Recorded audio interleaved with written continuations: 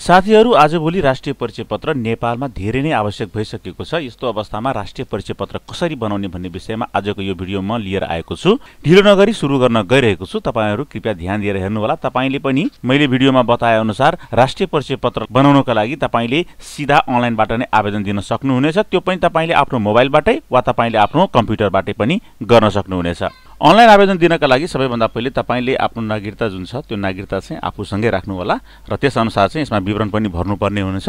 त्यसकारण तपाईले आफूसँगै राखेर यसमा भनिएका विवरणहरू भर्नुपर्ने हुन्छ। त अब लागौं राष्ट्रिय परिचय पत्रमा कसरी आवेदन दिने यसतर्फ। यसका लागि सबैभन्दा पहिले तपाईले आफ्नो मोबाइल वा तपाईले आफ्नो पीसीमा गएर तपाईले गुगल टाइप गर्नुपर्ने हुन्छ। गुगल टाइप गरिसकेपछि तपाई यहाँ आएर तपाईले यसमा राष्ट्रिय परिचय पत्र तपाईले यहाँ टाइप गर्नु होला। राष्ट्रिय परिचय पत्र टाइप गरिसकेपछि तपाईको सामुन्नेमा यो आउँछ department of national ID and civil registration. तपाईले यसमा गएर क्लिक गर्नुपर्ने हुन्छ। यसमा क्लिक गरिसकेपछि तपाईको यस प्रकारको वेबसाइट एउटा खुलेर आउँछ र यसमा तपाईको यो पपअप हेर्न सक्नुहुनेछ। कुनै पनि तपाईको कुनै यसमा नोटिस आएको छ भने त्यो देखिन सकिन्छ, तर त्यो नोटिस तपाईले आवश्यक नपर्ने भएको हुनाले तपाईले यहाँबाट बन्द पनि गर्न सक्नुहुनेछ। बन्द गरिसकेपछि तपाईले हेर्न सक्नुहुनेछ यो वेबसाइट तपाईलाई यसरी यस प्रकारले देखिनेछ। यहाँ आइसकेपछि तपाईले यसमा हेर्न सक्नुहुनेछ यस साइटबाट तपाईले अनलाइन घटना दर्ता निवेदन, राष्ट्रिय परिचय पत्रको अनलाइन आवेदन, राष्ट्रिय परिचय नम्बरका लागि आवेदन, सिटिजन पोर्टल, राष्ट्रिय परिचय नम्बरको खोजी जस्ता विभिन्न किसिमका कुराहरू पनि तपाईले यसबाट हेर्न सक्नुहुनेछ, बुझ्न सक्नुहुनेछ। र तर हामीलाई यसमा चाहिएको के कुरा छ भने राष्ट्रिय परिचय पत्रको लागि अनलाइन आवेदन कसरी दिने। यसको लागि हामी सबैभन्दा पहिले यहाँ आउने राष्ट्रिय परिचय पत्रको अनलाइन आवेदन लेखिएको ठाउँमा र यसमा क्लिक गर्ने। क्लिक गरिसकेपछि तपाईले यहाँ हेर्न सक्नुहुनेछ यहाँ दुईटा अप्सन आएको छ, लगइन फर इन्डिभिजुअल्स र लगइन फर सर्भिस प्रोभाइडर्स। अब हामीले इन्डिभिजुअल नै गर्नुपर्ने हुन्छ किनभने हामीले आफ्नो राष्ट्रिय परिचय पत्र सिंगल बनाउने खोजेको हो। त्यसकारणले आफ्नो व्यक्तिगत बनाउन खोजेको कारणले लगइन फर इन्डिभिजुअल्समा जानुपर्ने हुन्छ र यसको लागि हामीले यहाँ राइट साइडमा रहेको बटनलाई थिच्नुपर्ने हुन्छ। यो लगइन बटनमा थिचेपछि तपाईले यहाँ हेर्न सक्नुहुनेछ इन्टर योर मोबाइल नम्बर भनिएको छ। यसमा तपाईले आफ्नो मोबाइल नम्बर हाल्नु होला र यहाँ गएपछि इन्टर गर्नु होला। तपाईले हालेको मोबाइल नम्बरमा तपाईले ओटीपी पाउनुहुनेछ। ओटीपी नम्बर 4 अङ्कको हुनेछ र त्यो 4 अङ्कको नम्बर पाइसकेपछि तपाईले यहाँ इन्ट्री गर्नुपर्ने हुनेछ। तपाईले पाएको 4 नम्बरको ओटीपी यहाँ तपाईले हालिसकेपछि यो अटोमेटिकली यहाँ चाहिँ तपाईको यो पेज खुल्छ। यहाँ आइसकेपछि तपाईले यहाँ हेर्न सक्नुहुनेछ न्यू इनरोलमेन्ट छ। यो न्यू इनरोलमेन्टमा गएर तपाईले क्लिक गर्नुपर्ने हुन्छ। न्यू इनरोलमेन्टमा क्लिक गर्ने बित्तिकै तपाईले यहाँ हेर्न सक्नुहुनेछ तपाईले अनलाइन आवेदन भर्न पूर्व ध्यान दिनुपर्ने कुराहरू छ। यसमा के कुरा छ भने तपाईले जुन यसमा फर्म छ त्यो फारम भर्दाखेरि नेपालीमा भर्नुपर्ने फिल्डमा नेपालीमा नै र इंग्लिशमा भर्नुपर्ने फिल्डमा इंग्लिशमा नै टाइप गर्नुपर्छ र त्यसपछि नेपालीमा भर्नुपर्ने फिल्डमा नेपाली युनिकोड रोमनाइज्डको लेआउट अनुसार टाइप गर्नुपर्ने हुन्छ। नेपाली युनिकोड रोमनाइज्डमा कसरी टाइप गर्ने यदि तपाईलाई आउँदैन भने तपाईले यहाँ क्लिक गरेर पनि हेर्न सक्ने हुनेछ।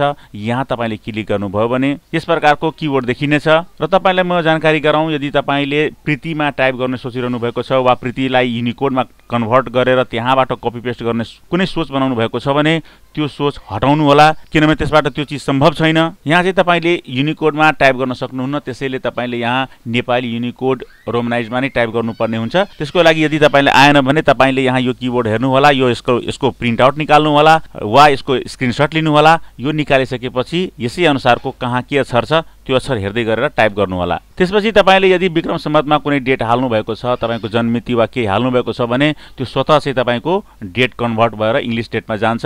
र अर्को तपाईले ध्यान दिनुपर्ने कुरा के छ भने यदि तपाईले त्यहाँ रेड स्टार यानी कि रातो रङको स्टार देख्नुभयो भने त्यो फिल्डहरू अनिवार्य रूपमा भर्नुपर्ने नै हुन्छ।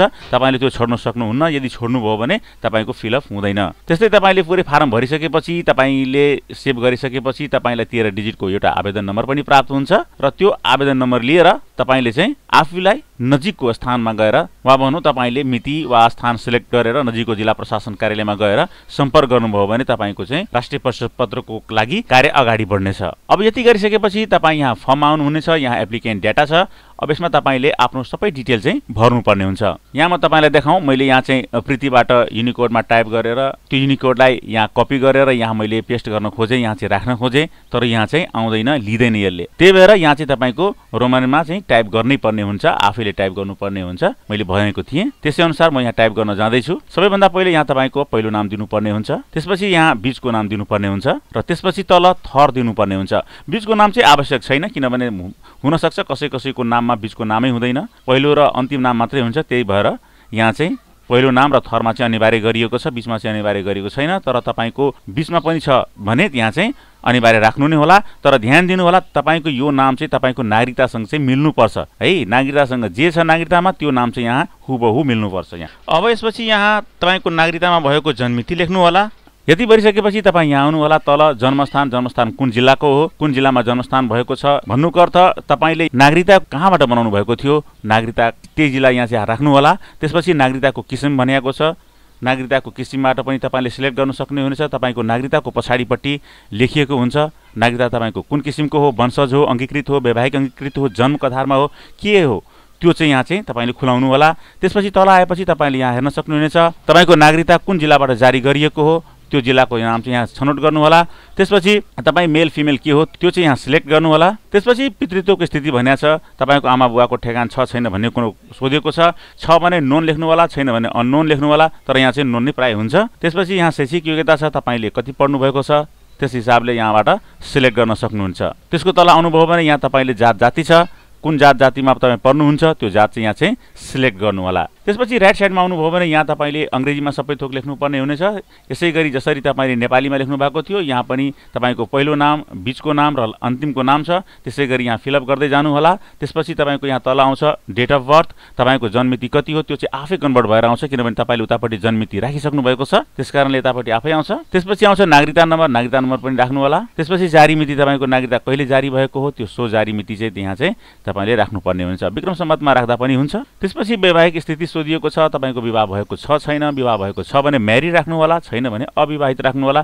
त्यसपछि व्यवसाय तपाईँ के काम गर्दै हुनुहुन्छ त्यस आधारमा तपाईँले यहाँ चाहिँ व्यवसाय सिलेक्ट गर्न सक्नुहुनेछ। त्यसपछि तल आउनु होला, यहाँ चाहिँ तपाईँको आफ्नो धर्म के हो त्यो धर्म चाहिँ सिलेक्ट गर्न सक्नुहुनेछ। तपाईँ हिन्दू मुस्लिम के धर्म हो त्यो धर्म चाहिँ यहाँबाट सिलेक्ट गर्न सक्नुहुनेछ। त्यसपछि यहाँ तपाईँ तल आउनु होला र यहाँबाट नेक्स्ट गर्नु होला। नेक्स्ट गरिसकेपछि फेरि तपाईँको यहाँ कन्ट्याक्ट डिटेल आउँछ। यो कन्ट्याक्ट डिटेलमा तपाईँको फोन नम्बर सोधिएको छ। त्यसपछि यहाँ चाहिँ प्रदेश सोधिएको छ, कुन प्रदेश अन्तर्गत तपाईँको पर्छ प्रदेश लेख्नु होला। त्यसपछि गाउँपालिका नगरपालिका के अन्तर्गत पर्छ त्यो चाहिँ यहाँ सिलेक्ट गर्नु होला। यहाँ अहिले चाहिँ मेरो सिलेक्ट भइरहेको छैन, केही छिनपछि चाहिँ सिलेक्ट हुन्छ, त्यो कारणले म अगाडि बढ्दैछु अहिले। त्यसपछि तपाईँको यहाँ तल गाउँटोल सोधिएको छ, तपाईँको कुन गाउँपालिका वा नगरपालिका पर्छ त्यस अन्तर्गत चाहिँ सिलेक्ट गर्नु होला, राख्नु होला। त्यस्तै तपाईँ राइट साइडमा आउनुभयो भने तपाईँको मोबाइल नम्बर सोधिएको छ, तपाईँको मोबाइल नम्बर राख्नु होला। त्यसपछि तपाईँको जिल्ला राख्नु होला, कुन जिल्ला घर पर्छ, तपाईँको पर्मानेन्ट एड्रेस यो चाहिँ विचार गर्नु होला। यो चाहिँ सेक्सन चाहिँ तपाईँको एड्रेस कुन हो, पर्मानेन्ट थाई बसोबास तपाईँको कहाँ हो त्यो चाहिँ यहाँ चाहिँ राख्दै गर्नु होला। जस्तै मेरो मोहतरी छ भने मोहतरी मैले राखेँ र वडा नम्बर पनि राख्नुपर्ने हुन्छ। तपाईँको कुन वडा नम्बरमा पर्छ त्यो मैले 1 पर्छ भने 1 मैले राखेँ। त्यसपछि तपाईँको गाउँ कुन पर्छ गाउँ पनि राख्नु होला। त्यसपछि तल आउनुभयो भने तपाईँ यहाँ हेर्न सक्नुहुनेछ यदि तपाईँको टेम्पोररी एड्रेस र पर्मानेन्ट एड्रेस भनेको थाई अस्थायी दुवै बसोबास एकै ठाउँमा छ भने तपाईँले केही गर्नु पर्दैन, यहाँ गएर तपाईँले चेकबक्समा टिक लगाए पुग्छ। तर मेरो अलिकति फरक भएको हुनाले म चाहिँ यहाँ अलिकति यहाँ चाहिँ फरक तरिकाले भर्न गइरहेको छु। म धनुषामा अहिले टेम्पोररी रूपमा बसोबास गरिरहेको हुनाले यहाँ चाहिँ मैले धनुषाको चाहिँ यहाँ फिलअप मैले गरिरहेको छु। यहाँ पनि त्यस्तै छ, प्रदेश नम्बर, गाउँपालिका नगरपालिका, जिल्ला, वडा नम्बर सबै भरिसकेपछि तपाईँले यहाँबाट नेक्स्ट गर्नु होला। नेक्स्ट गर्ने बित्तिकै तपाईँ यहाँ हेर्न सक्नुहुनेछ मैले अघि चाहिँ लेभल सिलेक्ट गर्न खोजेको थिएँ, यहाँ गाउँपालिका नगरपालिका सिलेक्ट भएको थिएन, त्यही भएर यहाँ चाहिँ रातो आयो। यहाँबाट फेरि सिलेक्ट गर्नुपर्ने हुन्छ मैले। अब यहाँबाट मेरो पिप्रा गाउँपालिका छ भने यहाँ मैले पिप्रा गाउँपालिका सिलेक्ट गरेँ। सिलेक्ट गरिसकेपछि फेरि म नेक्स्ट गर्न गइरहेको छु। तर हेर्नुहोस् फेरि पनि भएन, यहाँ एउटा प्रब्लम आयो, क्यानट कन्टिन्यू, किनभने टेलिफोन नम्बर 11 नम्बरको हुन्छ उसले भनिरहेको छ। यसको अर्थ किनभने यहाँ चाहिँ मोबाइल नम्बर मैले राखिदिएको थिएँ यहाँ, तर ल्यान्डलाइन नम्बर राख्नुपर्ने थियो, मेरो ल्यान्डलाइन नम्बर छैन। त्यही भएर चाहिँ यहाँबाट मैले यसलाई ओके गरेर अगाडि बढेँ र यहाँ जुन मेरो ल्यान्डलाइन नम्बर छ यसलाई म यहाँबाट हटाउँदैछु, किनभने मेरो ल्यान्डलाइन नम्बर छैन, मोबाइल मात्रै छ, त्यही भएर मैले यो हटाउँदैछु। अब हटाइसकेपछि फेरि यहाँबाट नेक्स्ट गरेँ। नेक्स्ट गरिसकेपछि तपाईँको यहाँ चाहिँ फ्यामिली डिटेल माग्छ। फ्यामिली डिटेलमा तपाईँको सबैभन्दा पहिले बुवाको डिटेल माग्छ, फादर डिटेल। अब यसमा तपाईँको बुवाको पनि त्यस्तै जसरी तपाईँले आफ्नो नाम लेख्नु भएको थियो, पहिलो नाम, बीचको नाम र थर लेख्दै जानुपर्ने हुन्छ। तपाईँ आफ्नो बुवाको नाम पुरा डिटेल दिनु होला। त्यसपछि तपाईँको बुवाको इङ्ग्लिसमा पनि त्यस्तै गरी लेख्नुपर्ने हुन्छ, इङ्ग्लिसमा नामहरू, पहिलो नाम, बीचको नाम र अन्तिम नाम। र यहाँ चाहिँ नागरिकता प्रमाणपत्र बुवाको सोधिएको छ, राष्ट्रियता सोधिएको छ, राष्ट्रिय परिचय पत्र नम्बर सोधिएको छ र यो सब अनिवार्य छैन। यदि तपाईँलाई थाहा छ भने भर्नु होला, थाहा छैन भने नभरे पनि हुन्छ, किनभने यो अनिवार्य छैन। त्यसपछि तपाईँको बुवाको पर्मानेन्ट एड्रेस सोधिएको छ। अब बुवाको पर्मानेन्ट एड्रेस के हुन्छ, तपाईँको जुन एड्रेस हुन्छ सायद त्यही नै होला, यदि फरक छ भने फरक राख्नु होला, यदि त्यही छ भने तपाईँले यहाँ माथि चेकबक्समा गएर क्लिक गरिदिए पुग्छ। मैले पनि यहाँ चेकबक्समा क्लिक गरिदिएँ। त्यसपछि मदरको डिटेल भनेको छ आमाको बारेमा पुरै विवरण दिनुपर्ने हुन्छ। जसरी बुवाको बारेमा भर्नुभयो त्यसरी नै आमाको बारेमा पनि पहिलो नाम, बीचको नाम र थर दिँदै जानु होला र त्यसै गरी राइट साइडमा तपाईले अंग्रेजीमा पनि भर्दै जानु होला। यहाँ पनि त्यस्तै छ, राष्ट्रिय परिचय पत्र नम्बरहरू सोधिएको छ, तर त्यो चाहिँ अनिवार्य छैन, किनभने तपाईँलाई थाहा छ भने राख्नु होला, थाहा छैन भने राख्नु पर्दैन। त्यसै गरी तपाईँको यहाँ तल आउनुभयो भने तपाईँको ग्रान्डफादरको डिटेल सोधिएको छ, यानि कि हजुरबुवाको सोधिएको छ र हजुरबुवाको पनि त्यसै गरी भर्नु होला जसरी तपाईँले आफ्नो विवरण भर्नु भएको थियो। त्यसरी नै यहाँ नेपाली र अंग्रेजीमा पनि तपाईँले दुवै थरी भर्न सक्नुहुनेछ। त्यसको तल तपाईँले मुनि आउनुभयो भने यहाँ तपाईँको ग्रान्ड मदरको डिटेल सोधिएको छ, यानि कि हजुरआमाको सोधिएको छ र हजुरआमाको विवरण भर्दा पनि सेम त्यसै गरी भर्नु होला जसरी तपाईँले बुवा आमाको भर्नुभएको थियो। त्यसै गरी यहाँ चाहिँ ग्रान्ड मदरमा हजुरआमाको पनि तपाईँले भर्न सक्नुहुनेछ। अब यति भरिसकेपछि तपाईँ तल आउनु होला। तल आउने बित्तिकै यहाँ चाहिँ स्पष्ट डिटेल्स भनेको छ। यसको मतलब के हो भने तपाईँ यदि विवाहित महिला हुनुहुन्छ भने तपाईँ पुरुषको डिटेल भर्नु होला र तपाईँ यदि पुरुष हुनुहुन्छ भने तपाईँ आफ्नो श्रीमतीको डिटेल्समा चाहिँ भर्नु होला। अब त्यसमा चाहिँ तपाईँको यदि तपाईँ पुरुष हुनुहुन्छ भने तपाईँ आफ्नो श्रीमतीको डिटेल चाहिँ भर्दाखेरि उहाँको पनि त्यसै गरी पहिलो नाम, बीचको नाम र थर गरी भर्नुपर्ने हुन्छ भने तपाईँ राइट साइडमा आउनुभयो भने इङ्ग्लिसमा चाहिँ तपाईँले त्यसै गरी भर्नुपर्ने हुन्छ। यति भरिसकेपछि फेरि तपाईँको श्रीमान वा श्रीमतीको यहाँ चाहिँ एड्रेस सोधेको छ। अब यो एड्रेस चाहिँ अब तपाईँ श्रीमान हुनुहुन्छ भने श्रीमतीको एड्रेस र श्रीमती हुनुहुन्छ भने श्रीमानको एड्रेस प्रायः त्यही नै हुन्छ। त्यही भएर यहाँ मैले चेकबक्समा टिक लगाइदिएँ, त्यही गर्नु होला। यदि तपाईँको डिभोर्स भएको छ भने त्यो तपाईँको अलग पनि हुनसक्छ, त्यसै अनुसारले भर्नु होला। के छ तपाईँले त्यो आफै हेरेर विचार गरेर भर्नु होला। त्यसपछि तल आउनुभयो भने यहाँ तपाईँको गार्जियन डिटेल्स भनेको छ। यो गार्जियन डिटेल्स भनेको यदि कुनै नाबालक छ र त्यसको संरक्षण कोही गर्दै छ भने, उसको बुवा आमा छैन भने त्यस प्रकारको अवस्थामा चाहिँ यहाँ चाहिँ गार्जियन डिटेल्समा भर्नुपर्ने हुन्छ। जसको बुवा आमा छैन र त्यसको पालन पोषण अन्य कसैले गरिरहेको छ भने त्यस्तो अवस्थामा चाहिँ गार्जियनको डिटेल चाहिँ यहाँ चाहिँ आवश्यक पर्छ। र त्यसपछि तल आउनुभयो भने गार्जियनको पर्मानेन्ट एड्रेस दिनुपर्ने हुन्छ। तर हाम्रो केसमा त्यस्तो केही नभएकोले हामी यहाँ केही भर्दैनौँ र यहाँ त्यसपछि नेक्स्टमा जान्छौँ। नेक्स्टमा क्लिक गर्ने बित्तिकै तपाईँ यहाँ हेर्न सक्नुहुनेछ एपोइन्टमेन्ट डिटेल्स भनिएको छ। अब यहाँबाट तपाईँले बायोमेट्रिक दिनुपर्ने हुन्छ। बायोमेट्रिक कसरी दिने, कहाँ दिने भन्ने कुरो तपाईँले यहाँबाट लोकेसन छान्नुपर्ने हुन्छ, कहाँबाट तपाईँले दिनुहुन्छ भन्ने कुरो। र त्यसको लागि तपाईँले यहाँ जानुभयो भने यहाँबाट लोकेसन चुज गर्न सक्नुहुनेछ। अब यसमा तपाईँ हेर्न सक्नुहुनेछ लोकेसन, यो बायोमेट्रिक दिने स्थानहरू केही तोकिएको छ, खास ठाउँमा तोकिएको छ, 14 ठाउँ मात्रै तोकिएको छ। र यो तोकिएको 14 ठाउँमा तपाईँले बायोमेट्रिक दिने स्थान तपाईँको नजिक पर्छ भने वा तपाईँको आफ्नै एरिया, तपाईँको आफ्नै जिल्ला पर्छ भने तपाईँ त्यहाँ गएर दिन सक्नुहुनेछ। र त्यसको लागि तपाईँले यहाँबाट छनौट गर्नुपर्ने हुन्छ तपाईँ कुन छान्नुहुन्छ। यदि तपाईँको त्यो बिचमा पर्दैन, 14 वटामा पर्दैन भने अन्य ठाउँमा पर्छ भने तपाईले यस मध्येबाट केही नछानिकन अदर्समा क्लिक गर्नु होला। अदर्समा क्लिक गर्ने बित्तिकै तपाईको अगाडि एउटा मेसेज आउँछ, त्यसमा लेखिएको छ कृपया मिति र समयको लागि नजिकको जिल्ला प्रशासन कार्यालय वा इलाका प्रशासन कार्यालयमा सम्पर्क गर्नु होला। अगाडि बढ्नको लागि नेक्स्ट क्लिक गर्नु होला। अब यो तपाईले बुझ्नुभयो होला, यदि तपाईको त्यस मध्येबाट स्थान छैन भने तपाईले जिल्ला प्रशासन कार्यालयमा गएर सम्पर्क गर्नुपर्ने हुन्छ र अहिलेको लागि यहाँ चाहिँ नेक्स्ट गर्नुपर्ने हुन्छ। त्यसैको लागि मैले यहाँ ओके गरेँ। ओके गरिसकेपछि यहाँबाट नेक्स्ट गरेँ। नेक्स्ट गरिसकेपछि तपाईको जति पनि तपाईले भर्नुभएको थियो, फिलअप गर्नुभएको थियो, त्यो सारा डिटेल चाहिँ यहाँ चाहिँ तपाईको यो पेजमा देखिनेछ। अब यहाँ तपाईँ एकचोटि चेक गर्नु होला, तपाईले भर्नुभएको सबै कुरो ठिक छ छैन भन्ने कुरो यहाँ चाहिँ एकचोटि चेक गर्नु होला। यो चेक गरिसकेपछि तपाईले सबमिट गर्नु होला। सबमिट गरिसकेपछि तपाईले सोधेको छ, फेरि पनि सोधिरहेको छ के तपाईँ वास्तवमा फेरि सबमिट गर्नु खोज्नु भएको हो भने एकै गर्नु होला। अब तपाईले एउटा कुरा के विचार गर्नु होला भने तपाईले जुन सबमिट गरिसक्नुहुन्छ यस्तो अवस्थामा तपाईले फेरि एडिट गर्न पाउनुहुन्न। त्यसै कारणले एडिट सबमिट गर्नुभन्दा अगाडि नै राम्रोसँग जे जसो छ बुझेर एडिट गरिसक्नु होला, ठिक साँचो राख्नु होला डिटेल, त्यसपछि भर्नु होला। अब त्यसपछि तपाईको हेर्नुस् ओके गरिसकेपछि सबमिट गरिसकेपछि तपाईको यो फारम खुल्छ। यो चाहिँ अन्तिम फारम हो। अब यहाँ चाहिँ हेर्नुस् नजिकको जिल्ला प्रशासन कार्यालयमा गएर यही आवेदन चाहिँ तपाईले दिनुपर्ने हुन्छ। तपाईले यसैको प्रिन्ट आउट निकाल्नु होला र यो चाहिँ दिनु होला। अब त्यहाँ जिल्ला प्रशासन कार्यालयमा जाँदाखेरि के डकुमेन्ट लिएर जाने त यहाँ चाहिँ हेर्नुस्। त्यसको लागि यहाँ लेखिएको छ तपाईले नेपाली नागरिकताको सक्कल प्रमाणपत्र अनिवार्य रूपमा लिएर जानुपर्ने हुन्छ। सक्कलै लिएर जानुपर्ने हुन्छ, फोटोकपीले काम चल्दैन। त्यसपछि नागरिकताको प्रमाणपत्रमा जन्ममिति खुलेको छैन भने जन्मदर्ताको प्रमाणपत्र वा त्यस्तै कुनै जन्ममिति खुलेको कुनै प्रमाणपत्र लिएर जानुपर्ने हुन्छ। र बसाइसराई गर्नुभएको छ भने सोको हकमा सक्कल प्रमाणपत्र लिएर जानुपर्ने हुन्छ।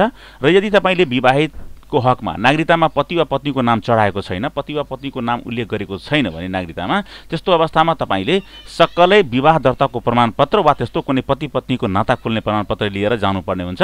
र त्यसपछि यदि तपाईले राहदानी लिनुभएको छ, पासपोर्ट लिनुभएको छ भने त्यस्तो अवस्थामा तपाईले सक्कलै राहदानी वा पासपोर्ट सम्भव भएसम्म चाहिँ लिएर जानुपर्ने हुन्छ। र त्यसको साथमा यो जुन फारम छ यो फारमलाई पनि तपाईले प्रिन्ट आउट गर्नुपर्ने हुन्छ। र प्रिन्ट निकालिसकेपछि यो पनि र नागरिकता पनि दुईटै चाहिँ लिएर जानुपर्ने हुन्छ।